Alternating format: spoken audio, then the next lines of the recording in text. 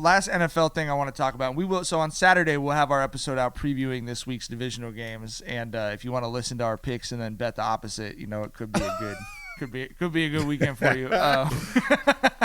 Hell of a strategy. Yeah. The George Costanza fade yourself. What decision was I going to make? I'm gonna do the opposite. I want to talk about Jason Kelce of the Eagles. Had sort of been, rumored throughout the year this might be his last year. We got another Schefter, standoff over retirement, where Schefter reported that, Kelce implied in his post-game speech to his teammates that was probably it for him. He's going to be a Hall of Fame offensive lineman. And then, he didn't do the, super aggrieved thing, but he went on his podcast and was basically like, I'll make whatever announcement in the time that I'm ready to. It's too emotional right after a game. But he also said that, when the comments come, it will come with, appreciation for everyone who's helped his journey and stuff.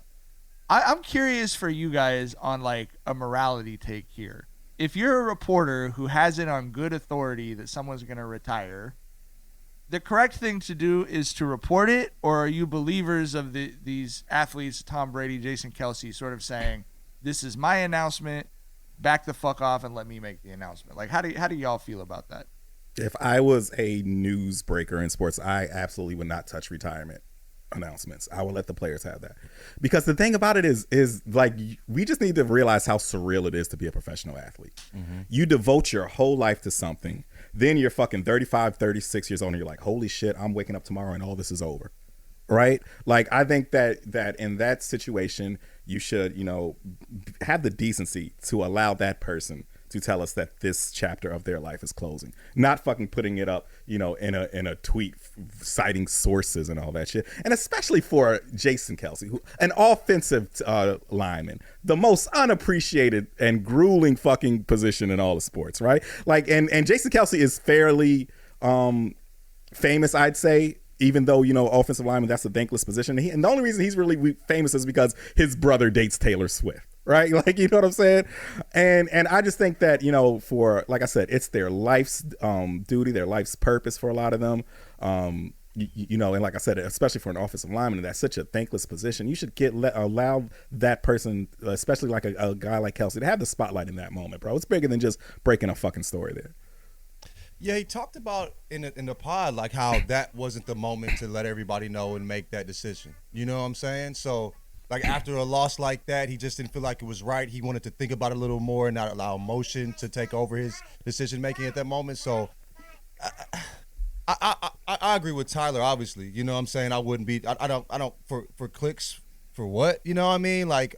How does that benefit your career that much by letting them, make their own announcement? But yeah, I mean, it doesn't make sense to me why he feels necessary to let people know these things when these people obviously don't want to. And also, his relationships with players is extremely important with this job too, and that doesn't help at all either. So I don't know how this benefits him. It just seems like some asshole shit. Honestly, that's how it comes off to me. It's interesting. I think I've got a different take than you guys. I think if it would be news whether or not he was playing in the game, right? You would expect Adam Schefter to break that. It's news if he signs a contract. Yeah. It's certainly news that he's going to retire. And there is a little bit to me of the millionaire athletes who want to control every aspect of how the public sees them. They want to do their public rollout, but it is news. There's just no question that people follow the game so closely. People care about, especially top-level athletes. Obviously, it was a huge news story that Tom Brady was retiring. I think the where I agree with both of you is retirement is not a transaction. It is a state of mind. Tom Brady could unretire. Jason Kelce could Tom Brady did unretire. Exactly. He gave it all up. And so it's to unretire. I think that's the part of it to me that's you can't the reporting really should be more he told his teammates that he's probably going to retire, right? If he just decides he's coming back, and as Jason Kelce noted on his podcast, it's just very emotional when you end an NFL's any sports season. And Tyler's talking about it's so central to their identity. but especially an NFL season, like that is it's just a unique cliff to fall off of, especially when you're a defending Super Bowl champ, you're 10-1. So I fully understand where he's coming from that. It is a little like the recruiting thing. And I see debates about this all the time with like high school kids who are committing to a college. The sort of standard practice among recruiting journalists or high school journalists is you let the kids make the announcement, right? Like you ask the kid where they're going ahead of time, so your story's written, whatever. And then when the kid posts on his Instagram at 10 a.m., I'm going to Oregon at 10:00 and 30 seconds. Boom, here comes my 800-word story with his thoughts on why he's going to Oregon or whatever.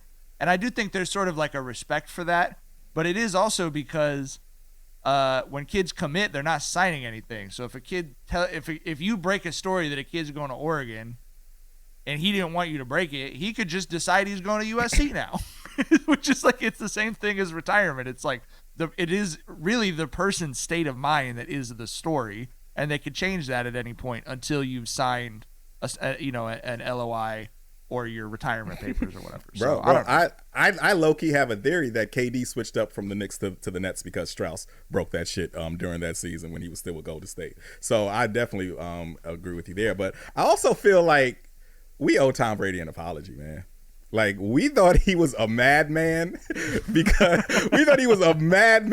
this man was willing to reroute his entire life, break a promise to his wife just to prove Shefty wrong about his retirement. And we thought he was ridiculous for that. But I feel like I see the vision now. I feel like, bro, he was like, this is a battle that I have to fight that I can't let Schefter win. And I feel like that was a very valiant thing for him to do. He still lost his family, bro. But I don't see the vision. But I'm sorry, I'll be honest with you. I respect the dedication to fighting off the Adam Schefters of the world, but here's the thing. You know, at the risk of losing your family. No, here's the thing. I don't think it was worth it, but I see why Brady didn't back down on that. You know what I mean? The thing with me with these announcements, like you said, you just drop a tweet. This dude is extremely emotional about this decision. You know what I mean? And you just rush to drop a tweet saying that. It just ignores the humanity of it, and it's not wrong. You know, in the sense that, like, he's breaking the rules of, you know, journalism or whatever. But it's just weird to me that a man is obviously, you know, he's dedicated his life, you know what I'm saying, to this sport. And you're treating it as if, like, you know, and he's about to leave it. And, you know, like, what happens after this? Is he going to do it? Is he not? And you're just treating it as if it's just a tweet. As just, like, it's very very robotic way of dealing with such an emotional decision from somebody. So that's why I just think it's weird, and I don't know how it truly benefits him. Like you said, like nobody's waiting for, you know, his retirement. You know, like I mean, unless you're like a Philadelphia degenerate, you know. There's a lot of Eagles fans who are very sad about him retiring. Yeah. You know what I'm saying? Yeah. But outside of that, it's not like he's gonna get like I don't really see the real long-term benefit of just doing some asshole shit like that. DraftKings Sportsbook, an official sports betting partner of the NFL playoffs, is bringing you an offer that'll help make the playoffs electrifying. New customers can bet $5 on any game and get $200 instantly in bonus bets. The Cowboys are 7-point favorites against the Packers this weekend, and I'm excited to see how they manage to mess it up. Download the DraftKings Sportsbook app now and use code Jenkins. New customers can bet just $5 to get $200 instantly in bonus bets. Only on DraftKings Sportsbook with code Jenkins. The crown is yours.